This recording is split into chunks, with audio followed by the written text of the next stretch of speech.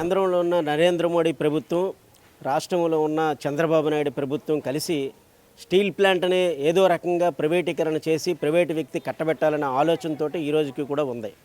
దాదాపు 4 సంవత్సరాల నుంచి కూడా స్టీల్ ప్లాంట్ కార్మిక వర్గం అలాగే రాష్ట్రంలో ఉన్న కార్మికులందరూ కూడా ఐక్యంగా రాష్ట్రంలో ఉన్న భారీ పరిశ్రమగా ఉన్న విశాఖపట్నం స్టీల్ ప్లాంట్ని ప్రైవేటీకరణ కాకుండా కాపాడుకునే ఉద్దేశంతో పోరాటాలు ఉద్యమాలు అనేది నిర్వహిస్తూ ఉన్నారు.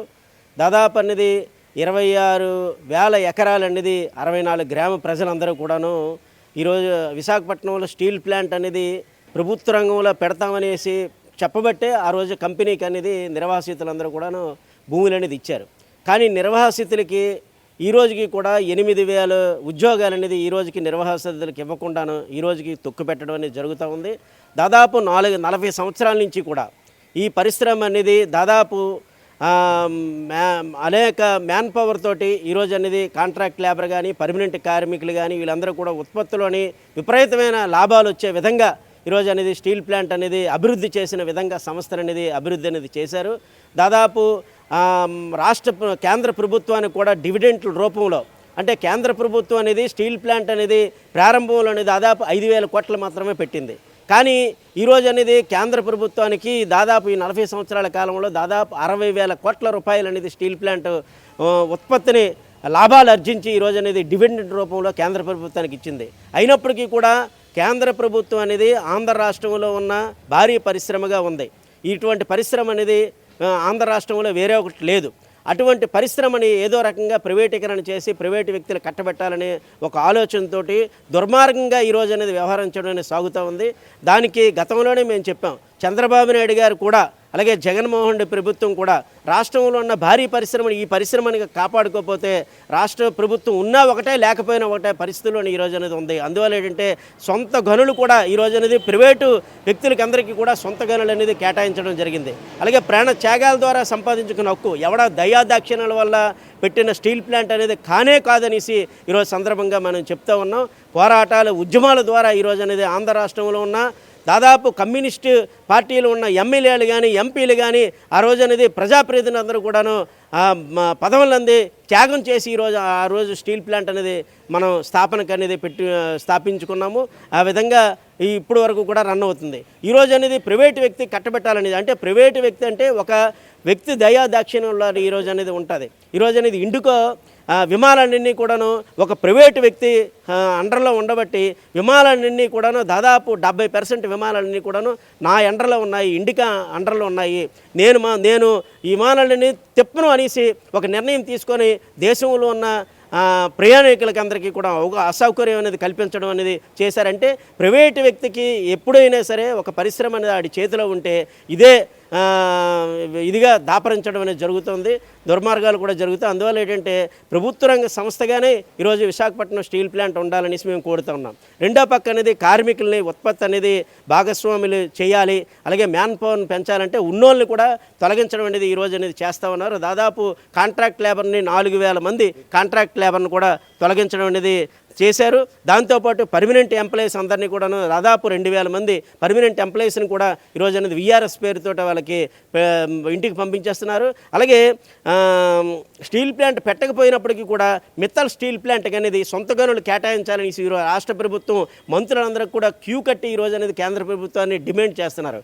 కానీ ఉన్న పరిశ్రమని రక్షించుకోవడానికి ఏమాత్రం తాపత్రయం చేయట్లేదు.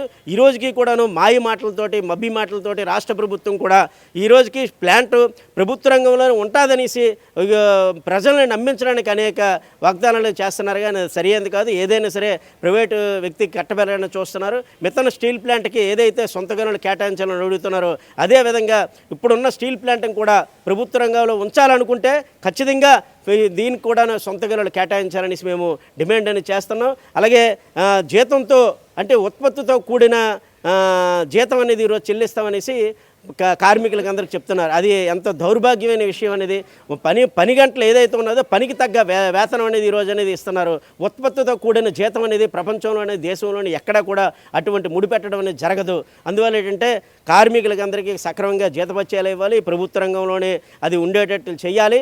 అలాగే కార్మికులకి అందరికీ కూడాను అన్ని సౌకర్యాలు కల్పించాలి, ప్రభుత్వం ప్లాంట్కి సొంత గనులు కేటాయించాలి, నిర్వాసితులందరికీ ఉద్యోగ అవకాశాలు కల్పించాలనేసి మేము చెబుతూ ఉన్నాం. అలాగే ముడిసరుకు కూడా ఈ రోజు అనేది ముడిసరుకు ఖచ్చితంగా వాళ్ళకి అనేది సరఫరాని చేయాలి. ముడిసరుకులే లేకపోతే ఉత్పత్తి అనేది కార్మికులు చేయమంటే ఏ విధంగా చేస్తారు? అందువల్ల ఏంటంటే ముడిసరుకు కూడా ఖచ్చితంగా వాళ్ళకి అందుబాటులో ఉంచాలి.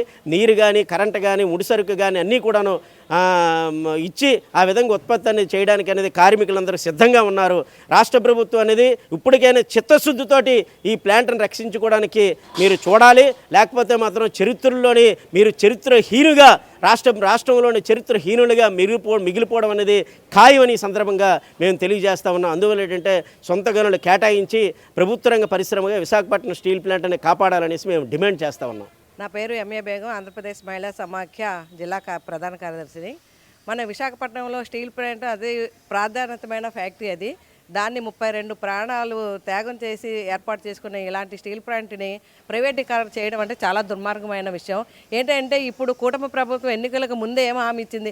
జగన్మోహన్ రెడ్డి గారు అమ్మేస్తున్నారు, మోడీ గారు అమ్మేస్తున్నారు, నేను వస్తే నాకు ఓట్లేసి గెలిపించండి, నేను వస్తే మాత్రం కంపల్సరీగా స్టీల్ ప్లాంట్ ప్రైవేటీకరణ ఆపి నేను ప్రభుత్వ రంగంలోనే కొనసాగేటట్టు చేస్తానని కూటమి ప్రభుత్వం చెప్పడం అనేది జరిగింది. పవన్ కళ్యాణ్ దానికి కూడా మీరు అందరూ స్టీల్ ప్లాంట్ వాళ్ళకు ఒక సవాల్గా ఇసిరారు.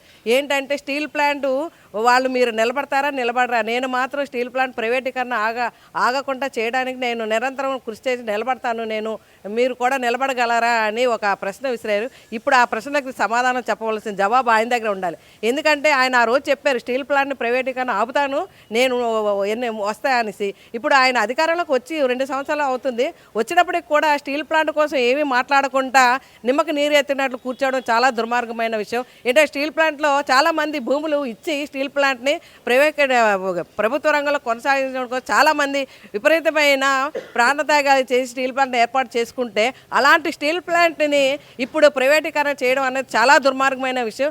మీరు ముడిసరుకులు లేవు, అది లేదు, ఇది లేదు, అది నష్టాల్లో జరుగుతుంది అన్నది చాలా బొల్లి మాటలు. మీరు అబద్ధాలు ఆడుతున్నారు. మీరు దానికి నిధులుగానే ఏర్పాటు చేసినట్టుగా స్టీల్ ప్లాంట్ ఈరోజు నష్టాల్లో ఎందుకు ఉంటుందని ప్రజలకు మేము ప్రశ్నిస్తూ ఉన్నాము.